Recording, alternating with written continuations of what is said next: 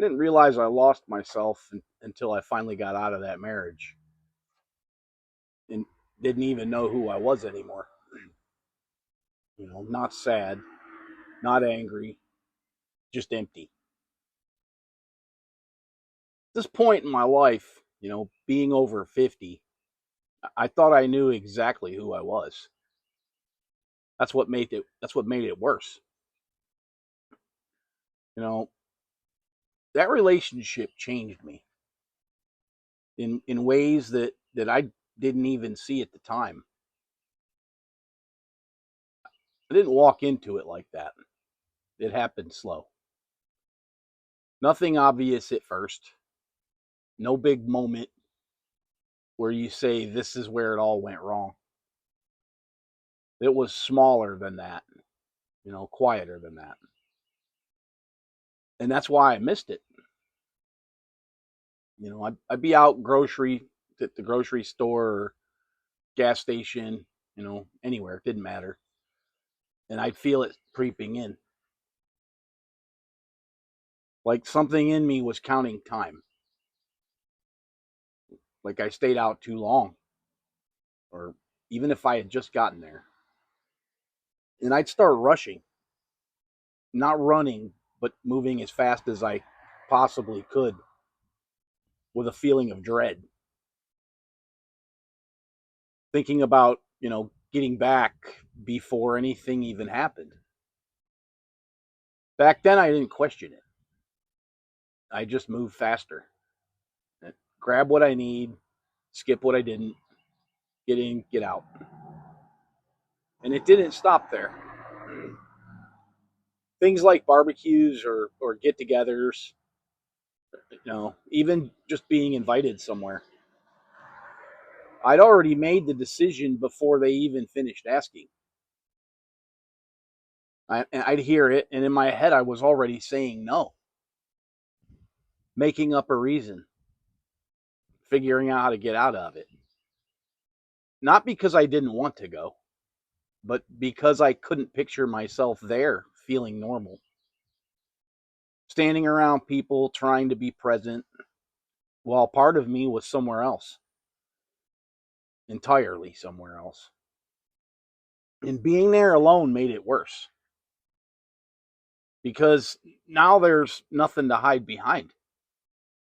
No distractions, no buffer, just me feeling out of place in a way I couldn't explain to anyone. So I stopped going. And when you stop going, people stop asking. And when people stop asking, your world gets real small real fast. I'd sit in the truck sometimes, hands on the wheel, not even thinking anything specific, just sitting there. Like I needed a minute to get myself ready. For what? I couldn't even say. Just ready. Somewhere along the way, everything became about keeping the peace. What I said, what I didn't say, what I did, what I avoided, and all of it started getting filtered. And again, not all at once. That's the part that people don't understand. It's not one big decision. It's 100 small ones. You let one thing go, then another, and then another, and each time it feels easier in that moment. Until one day you realize you've been slowly editing yourself just to keep things from going sideways. Conversations got shorter, not because there was nothing to say, but because I already knew where it might go. And I didn't feel like dealing with that. So I just let it go. You start choosing silence because it costs you less, even if it costs you you. I called it anxiety. That's the only word I had for it because I didn't have anything else that made sense. But looking back, that wasn't anxiety. Because anxiety doesn't usually pull you in one direction. But this did. It always pointed back there. And yeah, I had a part in it. not because I deserved it, but because I ignored what I felt over and over again and told myself it was fine, that I could handle it, that it wasn't that bad, that things would change. And every time I did that, I moved a little further away from who I actually was. The turning point wasn't leaving. You know, that's what I thought it would be. But once but once I was out, everything would just snap back. But it didn't work like that. The turning point was being alone and not running from it. First time I realized I didn't have to answer to anyone, it felt strange. Not freeing, not exciting, just unfamiliar. After spending most of my life, over my 55 years, showing up for everyone else, having nothing expected of me felt almost uncomfortable, like something was missing. But then slowly that started to change.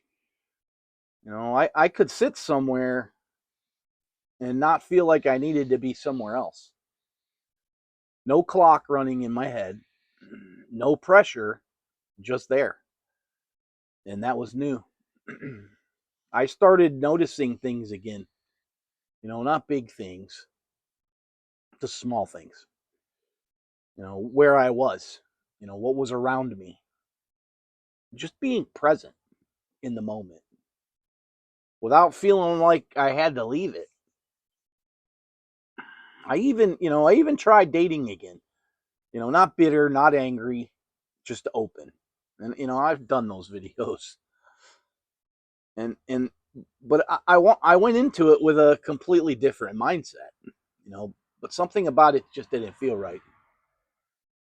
Not because of them, but because for the first time in my life, I wasn't looking for someone or something to complete me. I was already okay on my own. There were no expectations, no pressure to be something for someone else, and no constant adjusting just to keep things, going smoothly. And that's when it hit me. If you're starting over after 50, it isn't about finding someone else. It's about finally meeting yourself again. I don't feel lonely anymore. I feel free. I spent 55 years living for everyone else. And somewhere in that, I disappeared. But the man I'm finding now, he's not the same one who stayed. And I don't want him to be. Thank you.